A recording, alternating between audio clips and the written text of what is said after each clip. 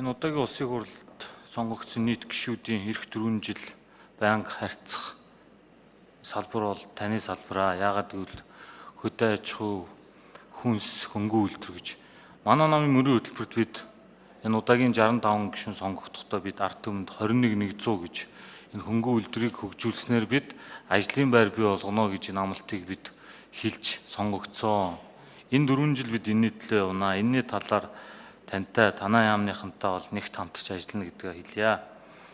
Хоёрдугаарт нь таны очиж байгаа энэ салбарт танаас эрс шийдэмгий зан чанар, ийм тууштай байх байдал, бодлогыг шинчлэх ийм зүйлүүдийг танаас шаардж байгаамаа. Яагаад вэ гэвэл өнөөдөр энэ салбарт хөрөнгөлөгдсөн хэд хэдэн асуудал байгаамаа. Нэгдүгээрт бид энэ хүнсний аюулгүй байдал дээр шинжилсэн нэгдсэн том бодлого зорилтонд хүрэх хэрэгтэй байна.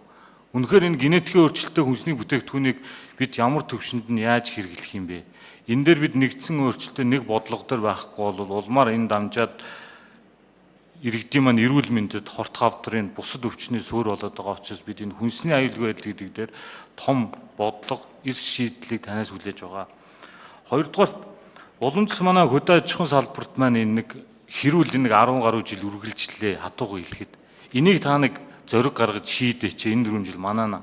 Ягаад гэвэл бид хамтдаа зүтгэж хамтдаа хөгжих сүрээд энэ удаагийн улсын хурлд сонгуульд орсон. Ягаад ингэж байна вэ гэвэл малын эм үйлдвэрлэлтгүүдийнх нь эм баталгааг гэж малчт нь ярьдаг.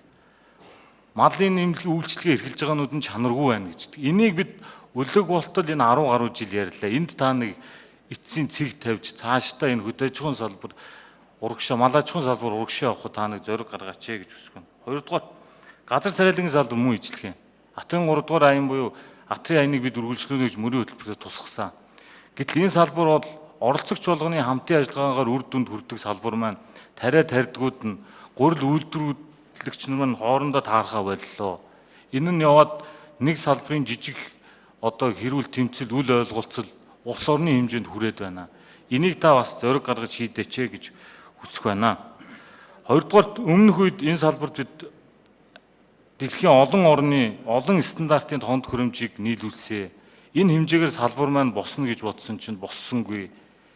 Ийм учраас энд бид бодлогын, технологийн, инновацийн таны хэлснээр шинжлэх ухаанч байдлаар бид нэг бодлоготой, нэг зорилготой энэ мал аж ахуй газар тариалангийнхаа салбарт анхаараач гэж хүсэх байна. Дараагийн нэг юм нь манай зарим гишүүд хэлээд байна.